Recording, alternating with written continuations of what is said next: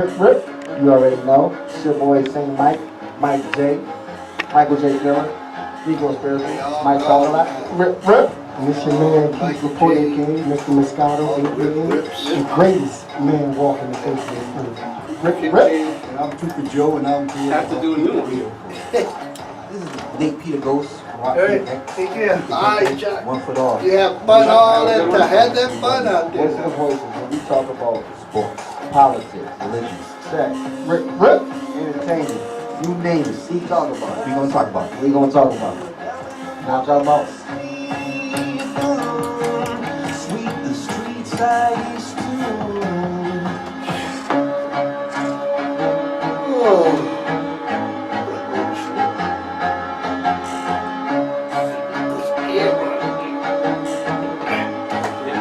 Don't have any air. That's why I have the door open. Yeah.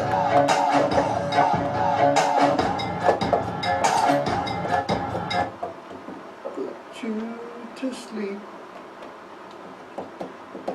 WCUW 91.3 FM. This is Voice of the Voiceless.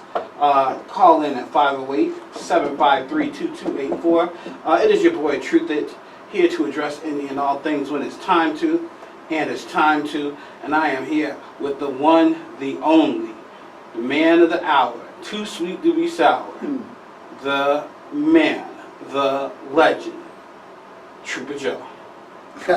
I'm Trooper Joe. I'm here to keep it real for you. I'm not all those things, folks. I'm just a plain, average, down-to-earth, everyday heathen. That's all right.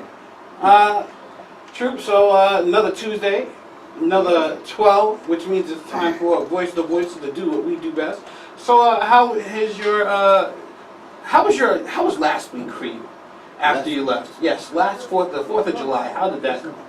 Well, I went over to the cookout at my wife's cousin's house and stuff, so that was good. Mm-hmm. Mostly do things, you know, when you got a wife, you gotta usually do things around her family and stuff. So Yeah. that was all fun. So that's a good thing. That's Yeah. a good thing.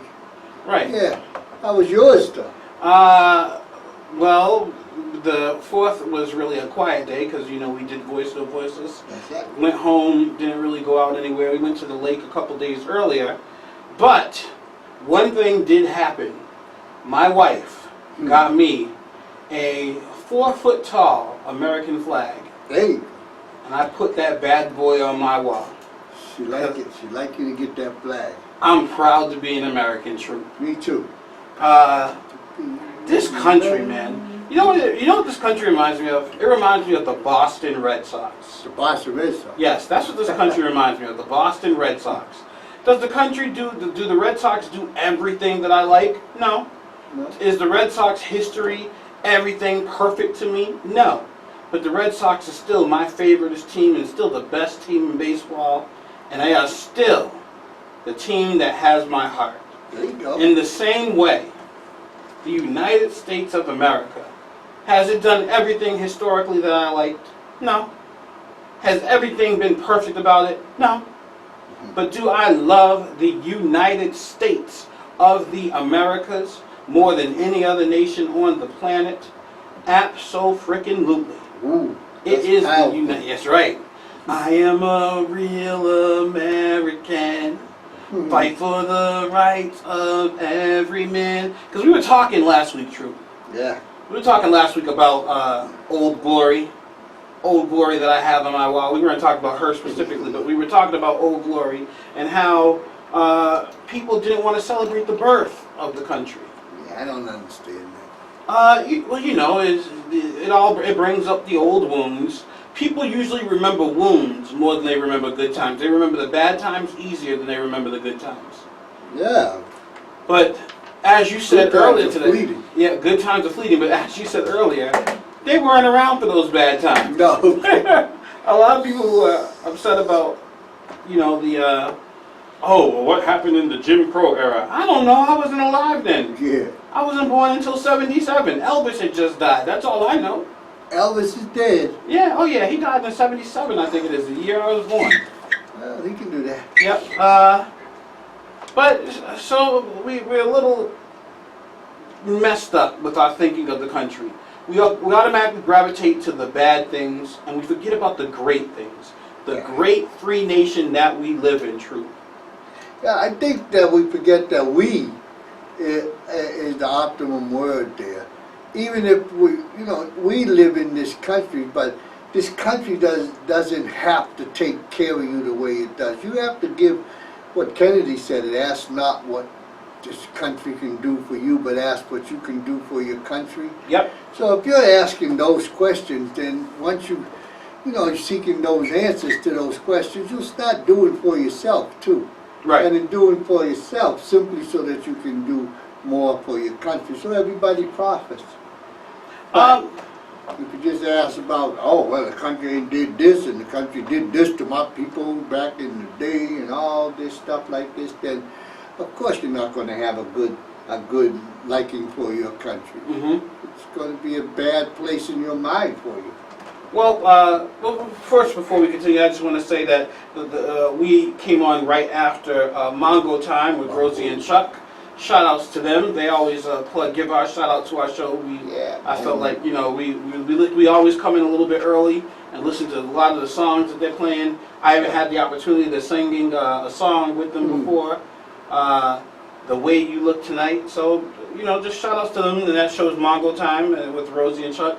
It's always in the mornings before Voice of the Voiceless, right before 12. A lot of good shows on WCUW. Yeah, You a lot got of Tom with Motown Tom, you got that boy Paul, you got the Vegans, you got Vegan Nation. Yep. got all kinds of good shows if you really want to tune in and listen to them. Yep. They still pale in comparison to Voice of the Voiceless, but they try it. Whatever is your fancy, you can find at WCUW 91.3 FM. So true.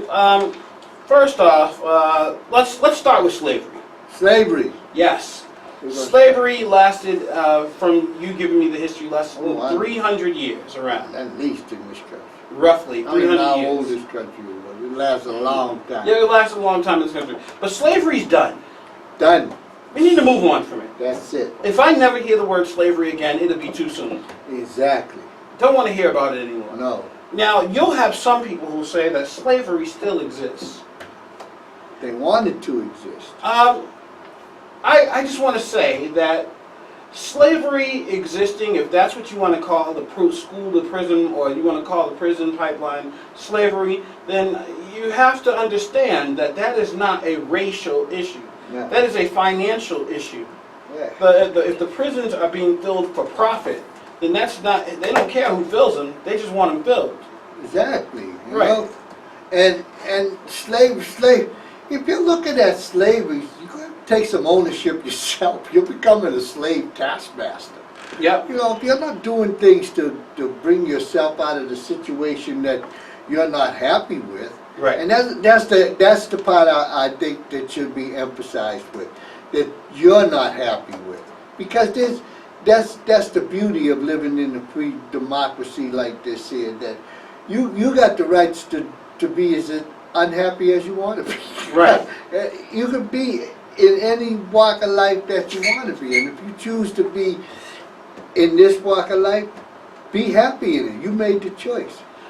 I can't believe I'm leaning towards, as I'm getting older in my old age, I'm leaning towards pulling yourself up by the bootstraps, True? A lot of fun. People don't understand the fun that goes into pulling yourself up by the bootstrap. It's just a term that people use for going out there, taking a risk, taking on all the hardships that's going to happen to you to be able to do the things that you want to do. But the thing that you want to do, the preparation to get there is the fun part about it. Yep. Everybody looks at it as though it's some miserable type of thing that you're engaged in. No, that's the fun part about it. That's the risk. That's the research. It's hard work. But that's all the things that you have to do. You know, you might have to go someplace and you have to learn something. You might have to put away monies to go to school so that you be able to learn what it is you need to know in this situation. That's all fun. That's all good. So, Troop, you know what you just did? You just gave a way. You just gave a way to get out of these problems. And this Yeah. is why I'm starting to say pull yourself up out of the by the bootstraps. Yeah. Because there's a way out of every one of these problems, but the problem with those is that, and I'll say it, black people are scared. They scared. That's right. I admit it, I'll say it, they are scared. You wanna know what they're scared of, Troop? They're scared to run for office. Yeah. They are scared to homeschool. Yeah. If there's a school to prison pipeline and you know that there's this system Yeah. that's there to catch your children and get your children kicked out, why can't you homeschool your kid or get your kid homeschooled? I don't know. Oh, well, I don't know anybody that, I have to work. Listen, come together as a people then. Then you're scared to come together as a people. Exactly. You're not doing the things that you're saying that should be done. Right. So it's like you're scared. I agree 100%. They're afraid to take risks. They're scared to learn. They're scared to not learn. They all want to. Mhm. They all want the finished product, but they're afraid to put that risk in and take. So they must be afraid of failure, I think. They're scared to succeed, And scared they're to take a risk, Yeah. and scared to put in that work. Yeah. To run for all. Well, look at what we do in Worcester. We complain about the Michael Gaffneys of the world, the Connie Lukes of the world, and she even challenged us. She said, if you don't like what's going on, you go from that end of the bench to this end of the bench. That's right. That's my boy. And no one's done it. No, that's Not one. That's my boy right there. That's Yoda. Yeah. Do Oh, yeah. or do not do. Do or do not. There is no try. That's it. It's like that's. It's a TV thing, but that's a great philosophy. If you want it, do it. If Yep. you don't want it, don't do it. But don't complain about it. Right. And if you do it and you fail, then you can complain about what you failed on or what caused you to fail, or you can fix it so that you don't fail for that same reason again and you try from a different angle. But I am so sick and tired, and I was one of them, True. I ain't gonna lie. We used to be here on the Voice of the Voiceless, and I used to be arguing alongside Dred, Nate, and Keith. Shout outs to them. Hopefully we'll see them soon. But we would argue with them. I'd argue alongside them about how messed up the system is, how messed up the man has us locked down, and how bad things are. But there's a way for us to get out of all of it, and we should be getting ourselves out of it. We should. We should. Then there's no excuse. If you want it, it's just you got to accept it. It's not easy. Nope, it's not. Not easy. But it is fun. Yep. It is fun. You know what I give credit, who I give credit to? I give credit to the people who do the Juneteenth. Because whether it's a big hit, a big success like they wanted to or not, every year they come together as black people, they organize it as black people, and they put out something. They're Yeah. trying. They're not saying, oh no, we won't because the city won't work with us, or because it might rain, or the park, it's going to be hard to get the park locked down, and it's cost too much money. They don't do that. They raise the money, they get the people out there, they sell the tables, and they get things done. Whether I like the way they do it 100% or not is irrelevant. The Yeah. point is that they try, they do, and they try, and they do. And they don't, do not. I agree 100%, and I take my hat off to them, and that's a good thing. Yep. That's a totally good thing. And then, but then there's a lot of people who just go away after the things, and then they go back to their own life. Those people who are putting together the Juneteenth type of festivals and stuff, they're all pretty successful within themselves. Okay. And like I said, the measure of success isn't monetary. The measure of success is on how you feel about yourself. Mm-hmm. Because that's the first person. If you want to be great, the first person that you need to tell that you're great is you. Right. And you got to believe it. Yep. Or you'll never be great. Right. You know, and that seems to be what a lot of people seem to forget, that you have to be great within yourself before you can even think that anybody else is going to think you're Right. great. Yep, I suggest everybody out there within the listening ears of the Voice, the Voiceless, write a poster, make a poster, a piece of paper, a reminder on you, and put it on your wall, and on that poster make sure the words, "You are great," I'm great. are written on it. Because sometimes it seems like we forget. Sometimes we say, oh, I can't do this, I can't do that. It's hard to say that when you know you're great. Yeah, it's hard to say. Yeah, and just, it's even hard for people to succeed at what they want to do because they let other people get in the way of their actions. Not even other people, they let themselves get in their way. Yeah, exactly. Because they do things like they bring up slavery, they bring up Jim Crow, they bring up all this stuff. Oh, well, they took us, robbed us of our identity. Oh, so you don't know your name? Listen, Yeah. give me your social security number. I'll look your name up now and tell you exactly who you are. Yeah, they just don't want to. It's too hard. Yep. They do that. People do that to me. I'm in the process. It's going to a long process. Been working at it now for a couple of years. Okay. My thing, Archangel. A return to chivalry. Yeah, Yep. it's going to take lots of work and lots of years. There's a leadership school within my Archangel program that I'm right now moving towards trying to build. Not not develop, just build with the curriculum. Build physically. It's going to take 5 structures. It'll need to build it. I'll need land to build an obstacle course for the people within the leadership courses who take it. It takes a lot of time, a lot of work, a lot of choices on my part. I got to really research. Do I take sponsors? Do I get partners? Do I try to do this by myself with small business loans and stuff? I got to figure all these things out. That's fun. Yep. That's fun. And there's so many people that I know that say, oh, you can't do that. Yeah, of course I can. I Right. may not succeed, but I can do it. Yep. It'll get done. It'll be the best that I can put forward, and then I'll change up where the weaknesses are, and then eventually it's going to succeed. I already know that. I got no doubts in my mind that eventually it's going to succeed. So you mentioned an obstacle course. Yeah. What kind of leadership school would it be? Well, this leadership? Yep. Because Archangel is really based upon Warrior Class Society, Yep. and based on Do the Right Thing, and it's based more on the samurai and knights and stuff like that. So warriors had to be physically fit all the time. Mm-hmm. Physical fitness comes with confidence. Mm-hmm. If you're not confident enough, it's not the physical fitness of looking good and stuff like that. You can get that by not eating, Mhm. But it's the fitness of confidence within yourself. Okay, I'm going in. There's a door that has to be open, it's jammed. You knock the door open. I'm saving the baby. I'm running up the stairs. I've got all this stuff. I know I'm going to be successful in what I do. It's that kind of physical fitness. Mhm. So the obstacle course is just a confidence kind of course for leaders, so that they'll be able to have the confidence within themselves to be able to succeed. And it's going to be a little bit challenging enough so that you have to succeed as a team. Okay, so Yeah, will it be, I was about to ask, will it be groups or will it be just Yeah, one person it's- singular? My school's all based upon teamwork, and it's all based upon your team.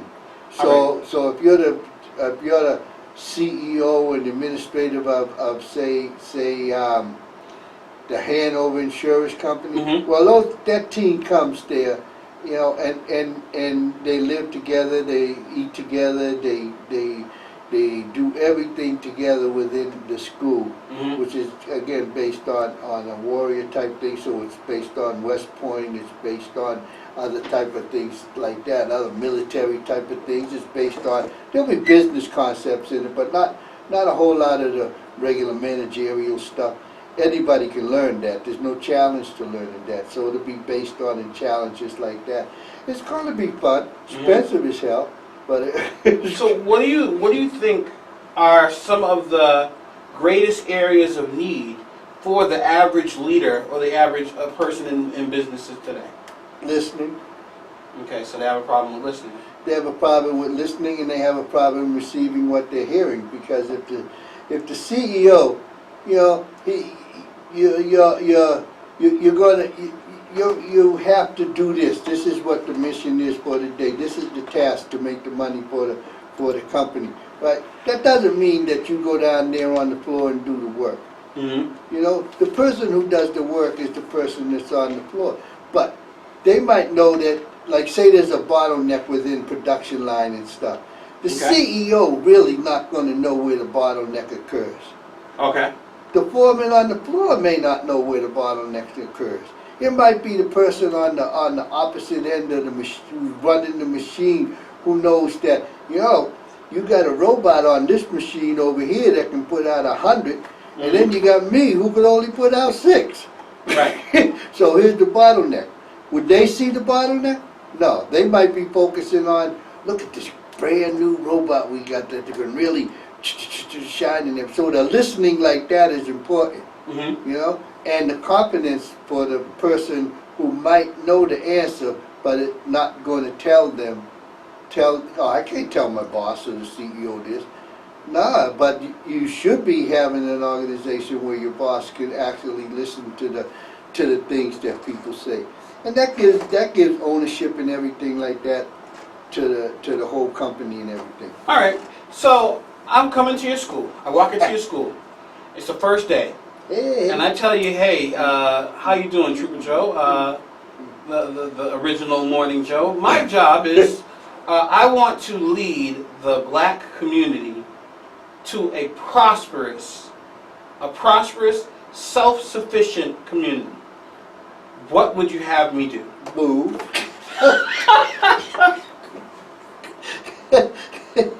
Okay, so I'd move with the. I'd ask, the first thing I would do, that I would have you do, if you're coming in here and you want to develop something for the black community so that it becomes a prosperous and self-sustaining community and Yep. stuff, I'd ask you, I'd say, well, first, go out there and find out from the elders what it's like for them, Okay.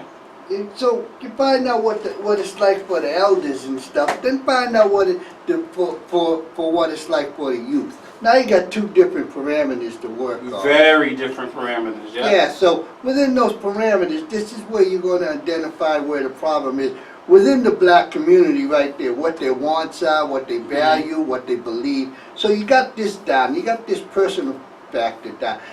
Now at the same time though, you got to find out what's going on around you. Mm-hmm. You have to know who's doing this over here and who's bringing that over this way and all these things and how they're coming together, and not just within a small little area and stuff. You got to go out wide, all the way out into the world if you can. Okay.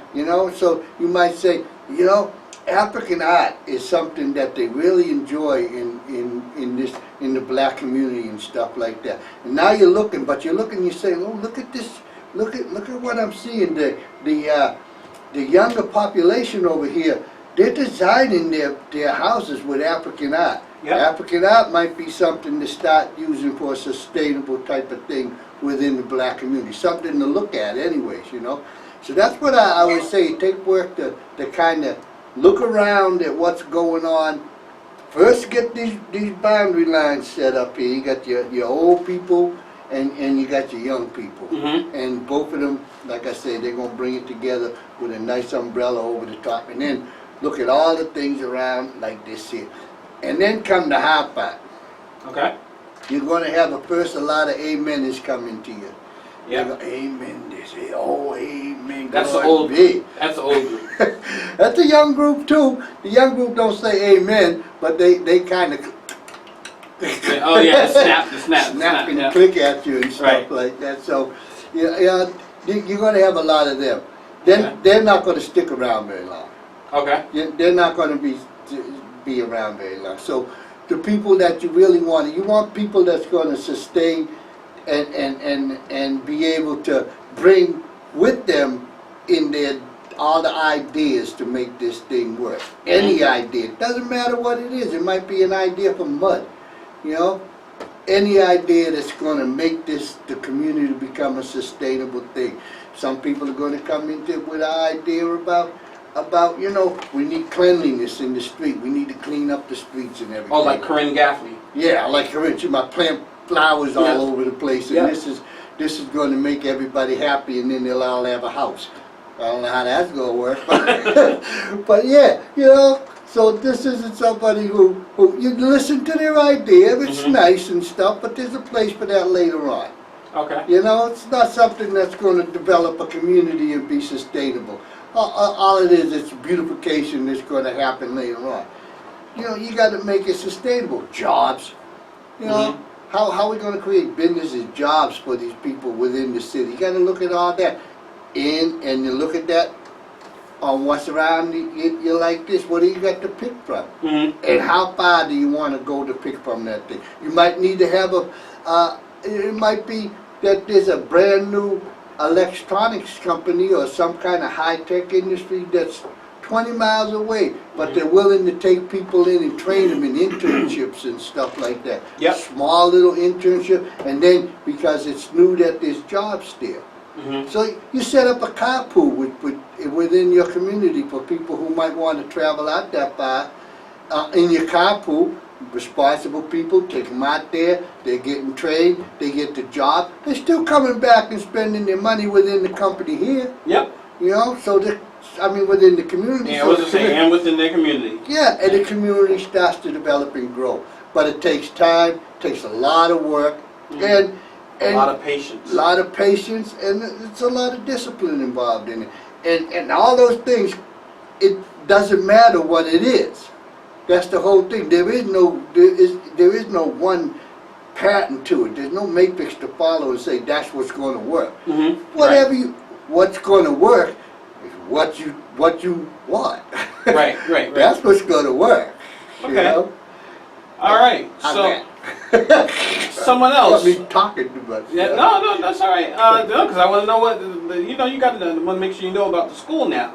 Now, if I walked in to your school and it was just me, and I came in with the President of the United States, going by what he's done so far this year, what advice would you give him, and what in your school would you have him focus on? Who, the President of the United States? Yep.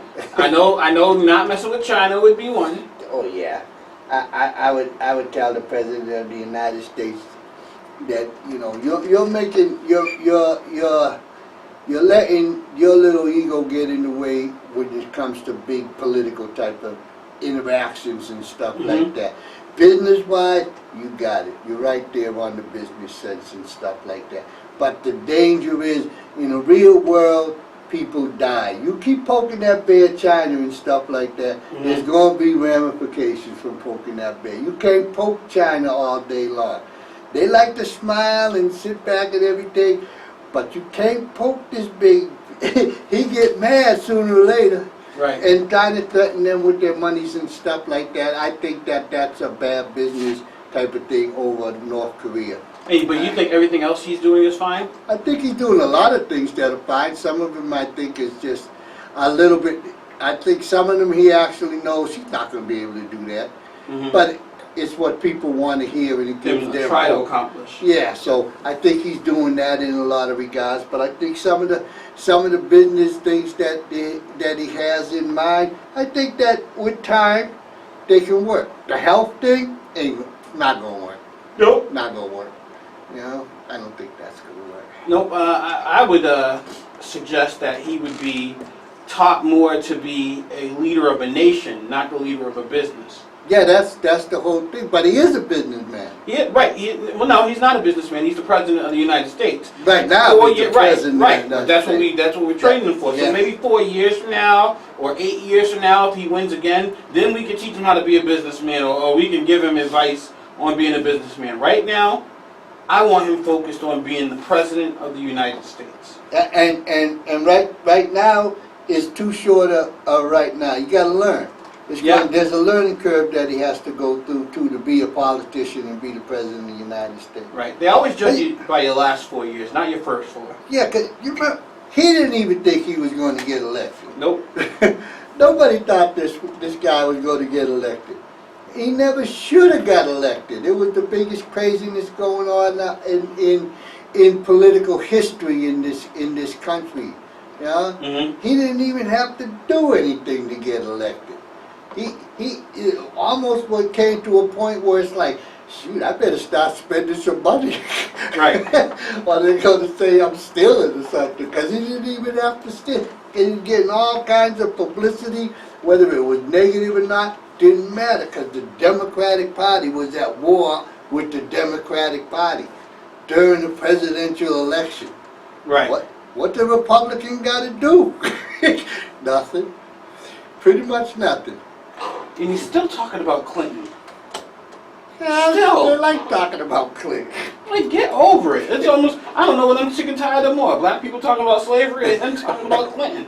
It's like, Yeah. it's time to move on from it. We got other stuff we got to worry about. Yeah, I think on the human kind of things that this country has, I think it's time for a lot of these protesters and a lot of these people that are having protests Mm-hmm. and stuff. It's time to, get your house in order so that you have an agenda to present to your local congressman or your local representative to bring forth on the floor and start getting some of these things moved forward.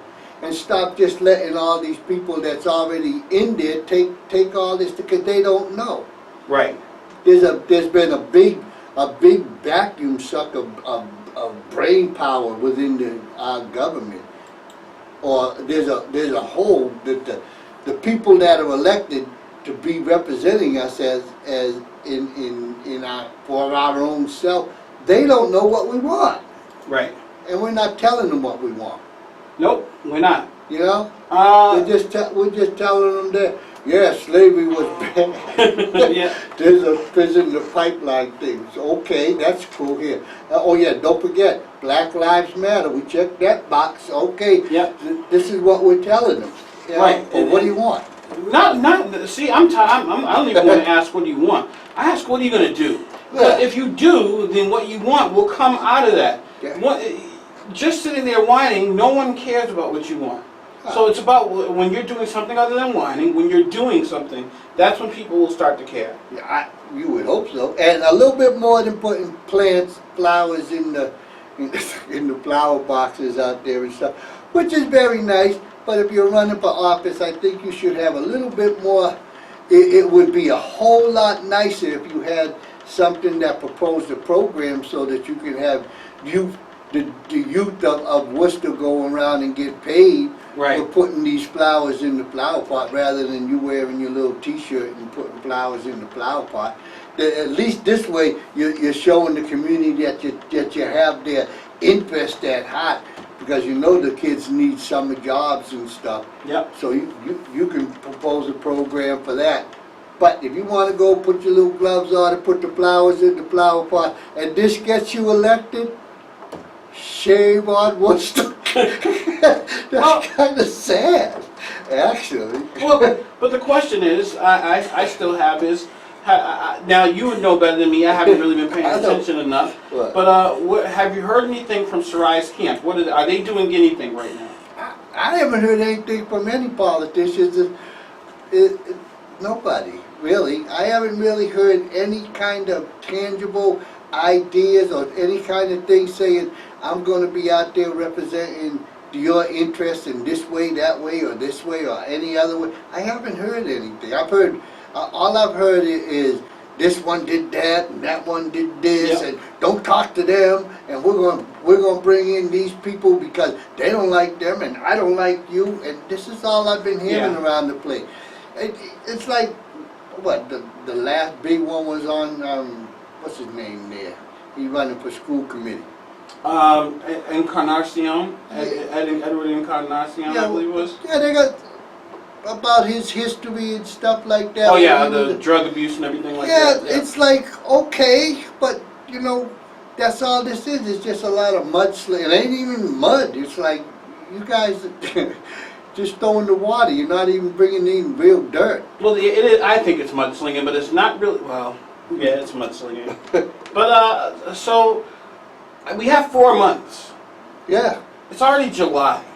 Yeah. I don't remember 2 years ago it being this quiet. Maybe it's because it was my first real experience with the hotly contested Gaffney versus Joe Petty versus Bill Coleman, who ironically aligned himself with Michael Gaffney now. Have you seen it yet? Have you seen any of the videos? I haven't seen the videos, but I heard about Bill and Michael Gaffney aligning themselves. Yep. And they got, African community, they're Republican. Yep. You know, they're not Democrat. You got the Democrat, well, they're black. They should be Democrat. No, they're Africans. They should be Republican. Right. Whatever they want to be. You know, that's what they came over here for. So they're aligning themselves with a Gaffney type of campaign and stuff. And it's but nobody's asking anything. The question is, does it help Bill Coleman win anything? Bill Coleman? Yep. I don't know. I think Bill Coleman's in a situation like Donald Trump. He might accidentally win. You know, I really do. He's even got a big side. He's not saying what he's going to do for anybody if he gets elected or what people want or anything. He's just out there. And just because he's been there for so long being out there, he's a well-known figure. Mm-hmm. And a lot of people don't have anything to ask of anybody of what they want. Okay. Everybody's kind of assuming, well, we need jobs, we need money, we need the infrastructure for the city. And that's all good, that's all happening, but it happened under the banner of gentrification. Yeah. All you people down here, bye. They're shipping you out. So should he join? Should Bill Coleman align himself with Michael Gaffney? no, at the NAACP in Worcester? I don't know if he wants to align himself with the NAACP in Worcester. I don't know what the NAACP does in the United States, to tell you the truth. Right, and I think that's a generational thing. Back in my mother's day, like when my mother talks about the NAACP, she talks about them in a lot more positive light. I don't talk about them in a negative light. I just don't talk about them because I don't see them. Yeah, that's the bio thing. I don't know what they do. I know they have a meeting. I know, and Pat's a real nice person, and you know, they really nice people and stuff like that. But do I know what they do? Not really.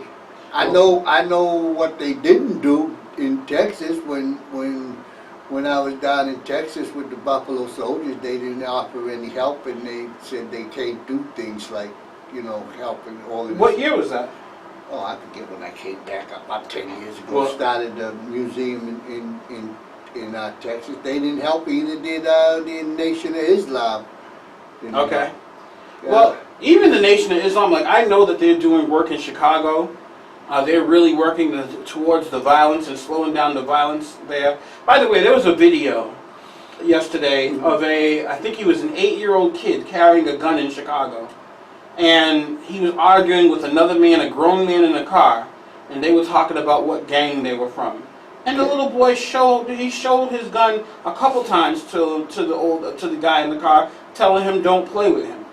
Something has to be done about Chicago, but I always got to throw that in there. But that's not. But my point is that the NAACP is the oldest civil rights organization in the country. Yeah. What civil rights are they fighting for? It's not a black. I think it started because of by that. When did it start? In the what's that big old waterfall? That's what started it. Niagara Falls? Yeah, up that way and everything with the boys but it was an organization to help blacks make a transition into society and stuff like that. Okay. Help the Freedmen Bureau, I think it was, to make a transition into the American society. But it wasn't specifically a black organization. You know, it was to help the Freedmen organization, but it wasn't dominated by blacks. The National Association for the Advancement of Colored People. Yeah, that's what And they were not for black. No, they were for. Not predominantly. No, they were predominantly for integrating blacks into society. Mhm. I believe that was the original intent. Originally how it started. But they weren't. You think of it as a black organization, Yeah. but it's not. In actuality, there's Right. white people involved in the NAACP because it's for as it said, for the development of the African American, for how's it say?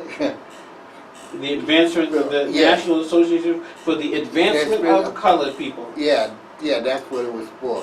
So there was all kinds of different walks of life engaged in that. Right. And they once during the civil rights, especially the civil rights movement, Yeah. they That's held a history. key role. They were a really key role in helping advance that, helping fight for civil rights. Today, not so much. Not so much. The organization retains a legacy of a glorious past, yet struggles with defining its role. That's another thing too. They don't know what they want to be. They don't know if they want to be a Black Lives Matter group. They definitely don't want to be that. They don't know if they want to be so it's hard. Well, it's hard because they have a charter. They have rules and regulations that's been written down for them to follow.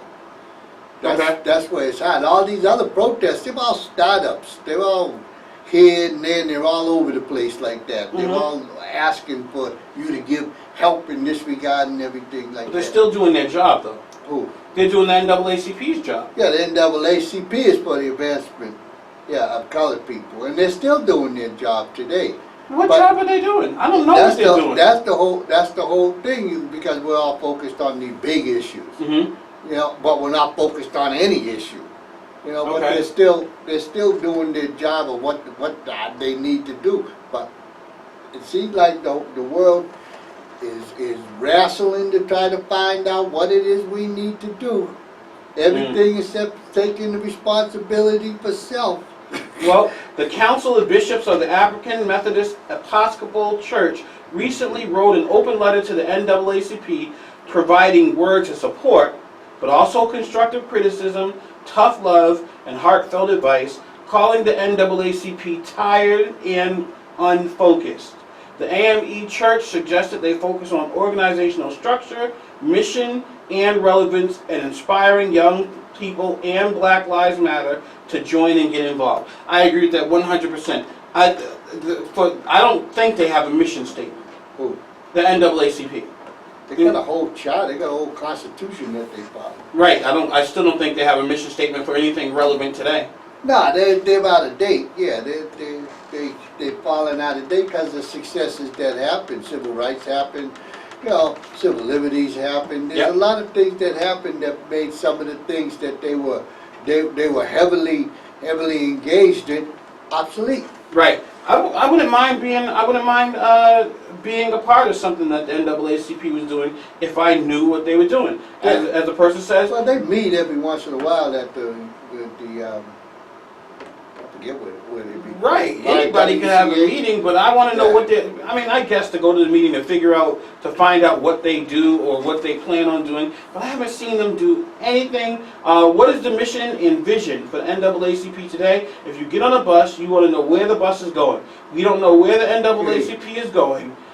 This is the reason many, particularly millennials, are not getting on the bus called the NAACP. Exactly. There's the things that the older people here on that line I was talking about, that they held at really emotionally important to sustaining their happiness and their well-being, they don't apply to the younger people.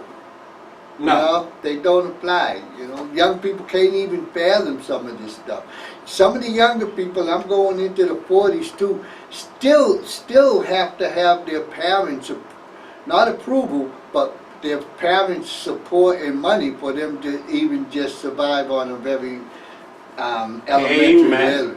It's like that's what some of the millennials do. Another group of millennials, they're out there aggressive in a lot of creative type of thought and everything, and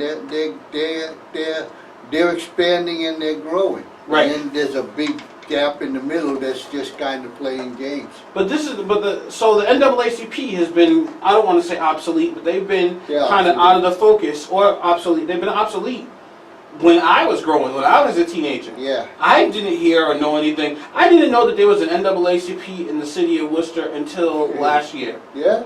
I did not know. Do you know how long the NAACP has been in Worcester? I don't know. I know Pat Yancey and her husband, Doc Yancey. So that's 2 members. No, they got like 5. No, I don't know how many members they have. It's more than Black Lives Matter. Worcester, Black Lives Matter, Worcester has 1.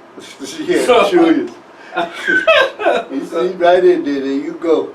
But they had their day, and then their day turned into something else, and I guess they're hamstrung because of their charter and stuff that they can't make.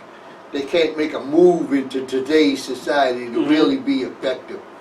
That's what it looks like to me anyway. They want to be effective, they want to be engaged in developmental things for today's society as it stands, except that their rules and regulations don't allow that to happen. Yeah, they need to Black change Lives some Matter rules. really don't have any rules and regulations. No, they don't. They They don't. don't have an agenda. The organizational structure. Yeah, Really. so they don't have, and then the Zion Church and stuff, their agenda is religious based. Yep. You know, so, and that's good, but not everybody's into religion, and not everybody's into the same religion. So Yep. it's like it's good, but yours is the people have to come to you. You can't go to the people. Which is, I don't even want to get started. That's the problem with the churches too, Truth. The churches aren't going out there just like the NAACP. To me, they're in the same boat. And that's why they're both obsolete. They're both of them were made at the same time too. Yep, 1906, 1909.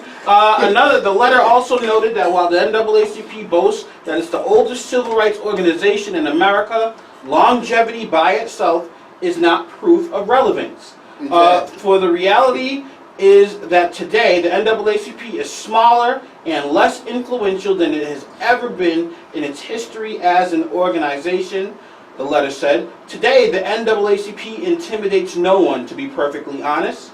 The same challenges that face the NAACP face mainline faith denominations, saying the same thing. The church and the NAACP are in the same boat, not doing anything or not doing enough for civil rights issues out there. But it's so tricky because in the civil rights movements in the 60s and 70s, 50s, whatever, everybody, majority people were on board of the things that needed to change. Yeah. Today, there's people that, like you yourself, you have a hard time even understanding what white privilege is. And if you don't understand what it is, you don't look at that as a problem. I know people who look at that as like one of the biggest problems that needs to be addressed. And people don't look at it. No. Don't look at it as a problem. So when you come in as a church or the NAACP, should they say it is a problem because Will knows it or recognizes it as a problem, or it isn't a problem because Truth doesn't recognize it as a problem? Yeah. And that's a lot of, we represent a lot of people. There's a huge chunk of people who think that there are issues upon issues upon issues in the black community that needs to be addressed. And then there there's are other issues that need to be addressed. But there's a lot of people who say those issues are not from outside sources that need to be addressed. The NAACP doesn't need to fight for civil rights. They need to get in there and straighten out these people. I think one thing that the NAACP should get their teeth into, and the Zion Church should get their teeth into, is how they've taken a crisis of opioids and split it in half. They got opioids and opiates. Opioids I believe opioids are the one that's for the people that got addicted to the pharmaceuticals and to the doctors, and it's not their fault. Opiates, you got addicted because it was your choice to do this, and because that's your lifestyle because you live in the ghetto. They got this big separation. It's an invisible separation because a lot of people don't see it because they know they take the word opioid, take the word opiate, say the word heroin or drugs or something like that. But they've split the consequences down the middle. So the prescription opiate people, they get more help and everything. The guys over here, we'll make it so that if you shoot up and you die, we'll have somebody near you so they can give you Narcan. Over here, we'll put you in a program, an extended program, so that you can get your help because you're an innocent victim of something that went on. And I think those two organizations, if they could get in there and take on the lead position in trying to at least level the playing field so that the people down here in the lower socioeconomic group get the same, not the lesser same, the same advantages at trying to get rid of the opioid crisis and stuff as somebody up here, then that would be a good thing for them to do. So you think an angle that maybe even the church should maybe try to work to get back in the good favors of the community that doesn't have much faith in them is you think they should get in towards the drug issue, the war on drugs? I think the war on drugs is killing people left and it's not just killing them dead, it's killing them that their life has been taken away from them, but they're still walking around dead. It's a zombie epidemic out there of people just walking around the streets dead, and they might have been given some clean clothes. They put these clean clothes on and go get your methadone and stuff like this, but there's nothing else happening. Granted, more the people who come from the opioid thing, their lifestyle has been affected, but they had a different lifestyle before it got affected, and some of those people like that, they're able to go back into their lifestyle like this. And some of these people that's down on the other end, their lifestyle was a street kind of based lifestyle to begin with. They started at an early age, and then they didn't have a lifestyle. Once they get that first clean thing to go back into, there's still no hope for them down the line. It's like, what are you going to do with yourself now that you're clean? Mm-hmm.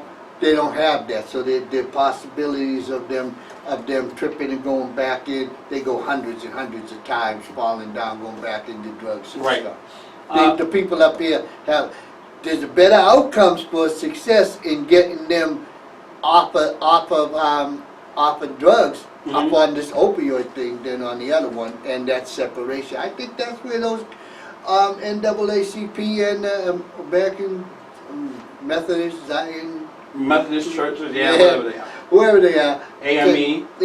can really do some really do some good. I think that they can use their power that they have of longevity and other things, and they can really do some good. Yeah, so another area I think they could really go in, another angle they can go in, is education. Now, I was talking earlier about them having homeschooling, but there's a lot of people who have to work, especially in the poor neighborhoods. Well, should be a lot of the people in the poor neighborhoods should be going to work, and so it'll be hard for them to homeschool their kids, even though we know a lot of people in the inner cities are not working because there's no jobs. But if they had even a curriculum that could be approved by a school committee, that you could do homeschooling in almost like a group setting. Yeah. You have small little groups doing the homeschooling. I don't know how homeschooling works, but I think it does have something like that. Yep. It does. And that way the communities can help educate themselves, help fight the war on drugs. I think there's a lot of opportunity for the NAACP to get in. They don't have to get out there and be like Black Lives Matter and protest. No. They don't need to be out there in the street. But they need to be out there. They need to be out there in the building, in the chairs, so that they need to wield their power just like a big old stick. That's what they need to do. Not stand out there with the protests with the young people and stuff. That ain't gonna work. They need to be able to go into the big office buildings and say, all right, I'm here. And then when they say, okay, sit in that chair. No, I like that one. I'm sitting up front. You know what I'm saying? So do you think they still have power? I think that they don't know, they're not using it right. I think that they haven't done anything. I think that they have power in their organizational structure that they have. They're just not using it because they don't have something to take a risk on. Because you got to take a risk to put yourself out there for this here. Right. If they got to take a risk, a lot of risk, just like back in the day when they had to take a risk for civil rights and stuff. They put themselves out there. They got to take a risk to put themselves out there to support and advocate for those people that I'm saying with the opioids on the lower level, on the social economic downturn level and stuff. They got to put in, because the people in the chairs up here was making all the decisions about all these billions of dollars that this is going into. Mm-hmm. And what are they offering the people down here? Hey, let's have a nice, safe place where they can come and Shoot shoot up and do your drugs. drugs. Yeah. You know? Unbelievable. It's like, what? That doesn't even make sense. Right. Like I know someone who overdosed last week, Troop. Yeah. And you know, their family's devastated by it. Oh, And yeah. I can only imagine someone going to one of these quote unquote safe places and then overdosing. Even if they had to use, oh well, we had to use Narcan to revive them, they shouldn't be doing the drugs. Eventually, that Narcan, they're going to miss that one time. Yep. You know, it only takes one time. Yeah. You go, here, come and shoot up here, and if you overdose, we're going to Narcan you, and then you'll be all right. And even if they do that 7th time, and the 8th time, the guy was going to the bathroom when the guy overdosed. Right. He did. Yep. You know, it's like that is not an answer, and this is where I think that those two organizations, and a lot of other organizations can really get involved and really do some kind of good, and really those two especially can really establish their name as somebody to Because do. they already have the name. But They already have the name. If they did something relevant, people would already know. That's what they're doing now. Yeah. 1909 they've been around. They already are Yeah, but solidified. it's lost. I said reestablish their name as Right, somebody right. that's tangible. Yeah. Not forced to be reckoned with. You Yeah, know? because even though millennials don't believe in the NAACP, I don't care about, and I didn't know there was NAACP in Worcester, I still knew that there was an NAACP. I think they still have. People still know that there's an NAACP. I just think that they need to know that the NAACP is doing more. But they ain't doing anything because they're hamstrung. They can't. It's not in their charter. Yep. So they need to change their charter. They need to change their rules and really get back to being who it was. That it's not your fault that society changed and you know everybody you were successful. Well, in the 90s, Ben Hooks retired. He Ben used to be the person, the driving force behind it. And ever since he left, it's been the same problem. That's why I said, like in the 90s, I didn't know anything that they were doing either. Yeah, they went down, but Yeah, it happens. that's the whole thing. But if you just follow the other people, they're doing what they think they're doing is right too. But they're not doing anything. They're just nothing at all. Some doing protests in the street, some doing marches, color your hair. Who cares? Mhm. You know, wear different fingernail polish on each finger. That's a good thing in support.